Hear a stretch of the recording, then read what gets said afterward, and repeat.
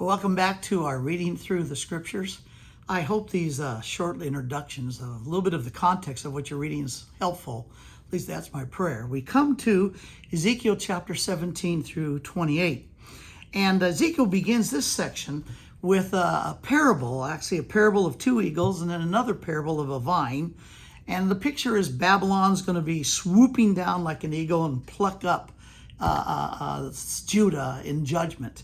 And even though Judah is starting to kind of lay an alliance with Egypt, thinking somehow Egypt's going to protect them from Babylon, bad plan, and it falls apart. Well, the people, another aspect you're going to read is very important today, is that these people were responsible for their own sins.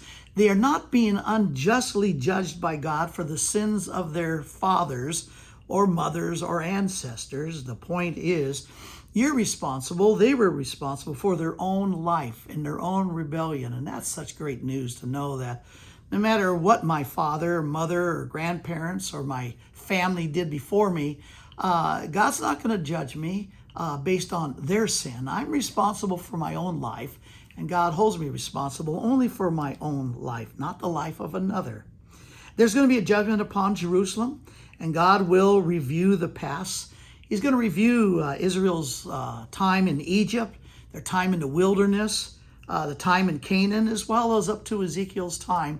So they're going to realize that they are really under the judgment of God because they deserve the judgment of God. And yet with all of this, God still promises he's not going to give up on them. And so he still promises future restoration. And the signs, he's going to keep talking about this judgment. I know that's probably getting old, but that's how serious God is about rebellion and indifference to who he is and what he has said, especially upon nations and by nations. So he's going to have signs of the forest fire. You're going to read the drawn sword, the double stroke of a sword, and they're all pointed to the judgment of Jerusalem because of their rebellion. This is followed by the parables of two sisters and the boiling pot.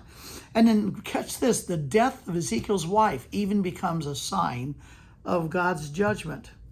Now this is going to move us into the judgment then from Judah and Jerusalem to the gloating Gentiles. Judah's nearest neighbors, they're going to gloat over the fall of Judah to Babylon. And yet God is still going to use Babylon basically to bring judgment upon them. And he does this with a full circle. It's kind of a clockwise circuit. So he begins with Ammon and Moab and Edom and Philistia and Tyre and Sidon. But he's going to spend extra time with the city of Tyre in chapter 28.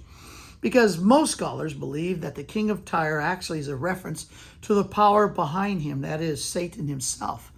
There's two passages in the Old Testament talks about the origin of the devil, the diabolos, Satan, the accuser. One's Isaiah chapter 14, where he says, I will be like the Most High. I shall be worshipped by the angels.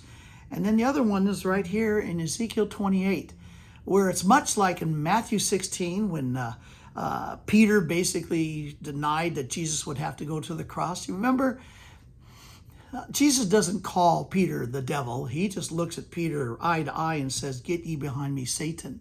Right to the very power that was causing Peter to actually make the statements of such error and saying that Jesus was not going to go to the cross.